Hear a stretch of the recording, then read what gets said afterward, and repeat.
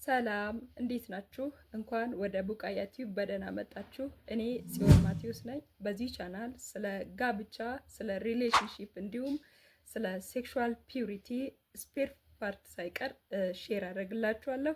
ስለዚህ በተለያዩ ጊዜ የተለያዩ ትምህርቶች ሲለቀቁ እንዲደርሷችሁ ይህንን ቻናል ከታች ባለው ሊንክ ገብታችሁ ሳብስክራይብ በማድረግ ቤተሰብ እንድትሆኑ እየጋበዝኳችሁ ዛሬ 5 የስኬታማ ጋብቻ ምስጢሮችን እናያለን። ጋብቻ በሰርግ ቀን የሚጀመር ቢሆንም ስኬታማ መሆኑ ግን በየቀኑ በሚደረጉ ውሳኔዎች ላይ የተመሰረተ ነው። ብዙ ሰዎች ጥሩ ትዳርን ለማግኘት እድለኛ መሆን አለብኝ ብሎ ያምናሉ። ነገር ግን ጥሩ ትዳር የሚገኘው በእድለኝነት አይደለም። ጥሩ ትዳር በየቀኑ በሚደረጉ ውሳኔዎች፣ በመከባበር፣ አብሮ በመጋራት፣ አብሮ ችግርን ሼር በማድረግ እና በቁርጠኝነት እንዲሁም እግዚአብሔርን በመፍራት ይገነባል። ከመጽሐፍ ቅዱስ እና ከህይወት ተሞክሮች የተወሰዱ 5 የስኬታማ ጋብቻ ምስጢሮችን። አንዳንድ ጥንዶች በትዳር 50 እና 60 ዓመት አብረው በፍቅር በመኖር ይጨርሳሉ።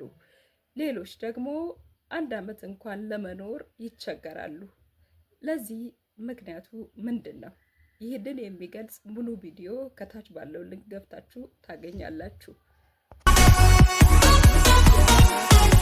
የእግዚአብሔር ቃል በመክብብ ምዕራፍ 4 ከቁጥር 12 ላይ እንደዚህ ይላል፣ በ3 የተገመደ ገመድ በፍጥነት አይበጠስም ይላል። ስለዚህ ይህ ማለት ባልና ሚስት ብቻቸውን ሲሆኑ በሁለት ተገምዷል ማለት ነው። እግዚአብሔር በመሃል ሲታከልበት፣ እግዚአብሔር ሲጨመር በ3 ተገምዷል ማለት ነው። ስለዚህ ይህንን ገመድ ምንም አውሎ ንፋስ ቢመጣ፣ ምንም ችግር ቢመጣ፣ ምንም መከራ ቢመጣ፣ ምንም በዙሪያ ላይ ያሉ የሰዎች ነቀፌታ ቢመጣ ሊያፈርሰው አይችልም ማለት ነው። ይሄ በአለት ላይ እንደተሰራ እግዚአብሔርን የትዳራችን ማዕከል ስናደርግ ልክ በአለት ላይ እንደተሰራ ቤት ነው ማለት ነው። ስለዚህ አንድ ጊዜ አንድ ባልና ሚስትን በትዳራቸው ላይ ያሉ የገንዘብ ችግር አጋጠማቸው እና በሰፈራቸው ወዳለው አንድ ሽማግሌ ስለዚህ ጉዳይ ሼር ማድረግ ይሄዱና በጣም በገንዘብ እንደሚቸገሩ ይናገራሉ። ስለዚህ የሚገርማችሁ ነገር ይህ ሽማግሌ ምን ቢል ጥሩ ነው? ስለ ገንዘብ ችግር እግዚአብሔርን ጸልያችሁ ታውቃላችሁ ወይ ብሎ ይጠይቃቸዋል። ከዛ በፍጹም ትኩረት ሰጥተን ጸልየን አናውቅም ይላሉ። እና ሄዳችሁ ስለ ገንዘብ ችግር ለእግዚአብሔር ንገሩ፣ ተንበርክካችሁ ለእግዚአብሔር ንገሩ። ስለዚህ እግዚአብሔር አቅጣጫ ያሳያችኋል ብሎ ይነግራችኋል። ከዛ ልክ ያንን ሽማግሌ እንደሰሙ ወደ ቤት ይመጡና ጸልያሉ። በትክክል ስለ ገንዘብ ርዕስ አድርጎ መጸለይ ይጀምራሉ። ከዛን እግዚአብሔር ባልጠበቁት መንገድ ያልጠበቁት ሰው ፋይናንሻሊ የሚፈልጉትን ነገር እንዲያገኙ ማለት ፕሮቫይድ የሚያደርግ ሰው አገኙ እና ገንዘብ እግዚአብሔር ፊት ማስቀመጥ ይቻላል ማለት ነው። ስለዚህ ይሄ ብር ማለት ነው በአጠቃላይ በእግዚአብሔር ፊት ሁሉንም ነገር ማስቀመጥ ጥሩ ነው ማለት። ስለዚህ በትዳራችን የሚገጥመንን ማንኛውንም ነገር ቀድመን ለእግዚአብሔር ማሳየት ማለት ነው። ወደ እግዚአብሔር ፊት ማቅረብ ማለት ነው።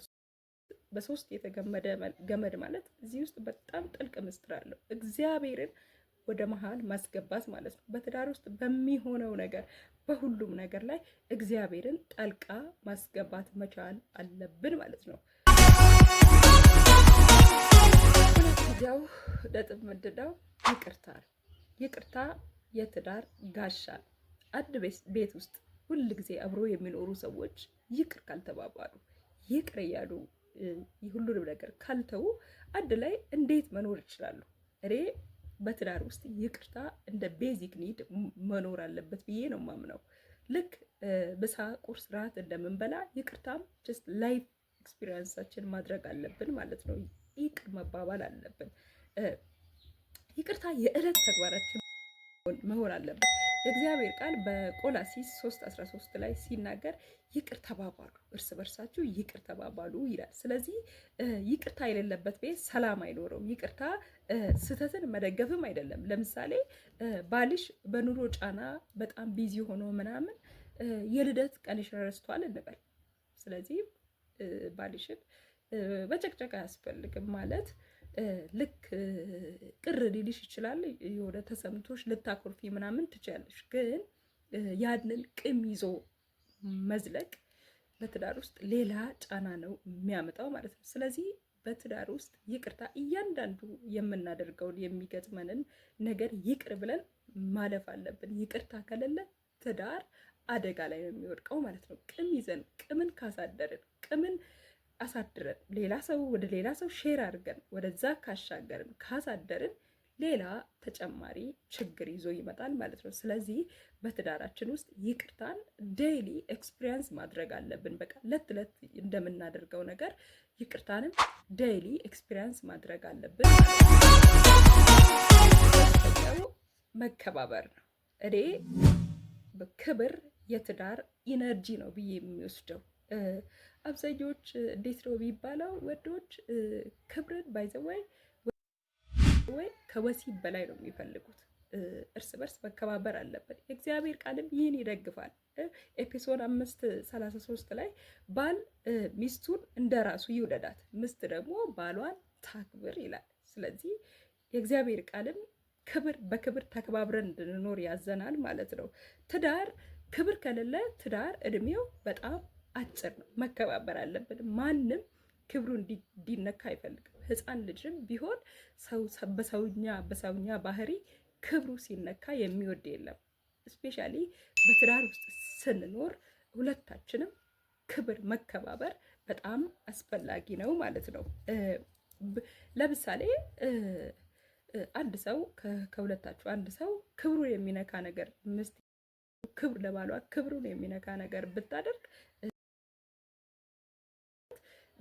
እንዴት ይታገሳል? ስለዚህ ክብር የሌለበት ክብር ትዳራችሁ ውስጥ ክብር ከሌለ ትዳራችሁ አደጋ ላይ ይወድቃል ማለት ነው። ስለዚህ መከባበር የትዳራችን መርሂ መሆን አለበት ማለት ነው። አራተኛ ፍቅርን መስጠት ማለት ነው። ፍቅርን እንደ አቅማችን መስጠት እንችላለን። ባለነው በኑሮ ስታንዳርዳችን ፍቅርን መግለጽ እንችላለን። ግዴታ ፍቅርን ለመግለጽ ውድ አበባ፣ የሆነ ውድ ጌጥ፣ የሆነ ነገር ገዝተን ማምጣት የለብንም። እንዳቅ ባይዘይ ቃላት ሰውን የመግደል እና በህይወት የማኖር አቅም አላቸው። በቃላት ብቻ እንደ የሆነ አሪፍ ጥሩ ምግብ ሰርታ ስታቀርብ ቴንኪዩ የዛሬ ምግብ በጣም ይጣፍጣል ምናምን ማለት ይቻላል። ባልሽ የሆነ ትንሽ ስራ ቤት ውስጥ ካገዘሽ ወይም አንድ ነገር ገዝቶ ሲያመጣ ቴንኪዩ ዋው ይሄ በጣም ያምራል ምናምን በጣም ቴንኪዩ ማለት ከቀላል ነገር በትዳር ውስጥ ፍቅርን ያቀጣጥላሉ ማለት ነው። አምስተኛና የመጨረሻ ፖይንት በትዳር ውስጥ ሌሎች ሰዎችን ጣልቃ ማስገባት ማለት ነው። የሌሎች ሰዎች ጣልቃ ገብነትን ማስወገድ ማለት ነው። ብዙ ትዳሮች ዛሬ በውጭ ባሉ ሰዎች ጣልቃ ገብነት ምክንያት ይፈርሳሉ። በትዳር ውስጥ ሶስተኛ ሰውን ማስገባት አስፈላጊ አይደለም። መጀመሪያ ፍቅር የጀመራችሁ እናንተ ናችሁ አይደል? ሶስተኛ ሰውን ታዲያ ማስገባቱ ለምን አስፈልግ? በጣም ከባድ ችግር ቢፈጠር ራሱ የቤተ ክርስቲያን ሽማግሌን ጠርታችሁ ሼር የምታደርጉት ነገር ኢብን ቢኖር ራሱ ለዛ ለቤተ ክርስቲያን ሽማግሌ ራሱ ጨርሳችሁ አትናገሩ። ምክንያቱም ነገ ሲሰብክ እንደ ምሳሌ የእናንተን ላይፍ ሼር ሊያደርግ ይችላል። ስለዚህ በትዳራችሁ ውስጥ በፍጹም በምንም ተአምር በጣም ግዴታ ለምን ዘመድ፣ እናት፣ አባት፣ እህት፣ ወንድም፣ ቤተሰብ ራሱ በትዳር ውስጥ ጣልቃ መግባት የለበትም። ለትዳራችሁ እናንተ ገደብ ካላበጃችሁ እናንተ ሊሆነ ሊሚት ካላበጃችሁ ሌላ ሰው መጥቶ ማንም ገደብ ሊያበጅላችሁ አይችልም። ማንም ቢያፈርሰው ነው እንጂ አንድነት ወይም ፍቅር ሊዘራ ሊፈጥር አይችልም። ስለዚህ በትዳር ውስጥ የሶስተኛ ሰው ጣልቃ ገብነት ፈጽማችሁ ማስወገድ አለባችሁ ማለት ነው። ስለዚህ ምንም ችግር ቢገጥማችሁ ከቻላችሁ እኔ እንደ ግሌ የሚላችሁ ከቻላችሁ እርስ በርሳችሁ በቤት ውስጥ ራሳችሁ መፍታት ብትችሉ መልካም ነው። ዛሬ ትምህርት ይህን ይመስላል። በቀጣይ በአሪፍ ትምህርት እስከምንገናኝ ደህና ቆዩ።